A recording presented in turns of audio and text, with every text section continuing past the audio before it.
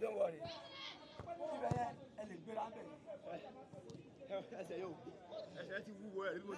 do it again.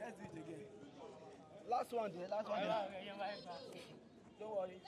See, tomorrow okay. Ẹ jẹ́ kó balẹ̀. Tó bá ti balẹ̀ báyìí kẹ̀kọ́ ra touch ẹ̀.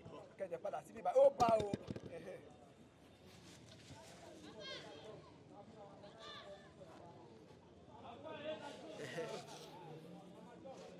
Weather. Let's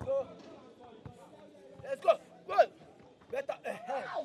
Just save it. Nice one. Better. Last one here. Only got more fair. Let's go.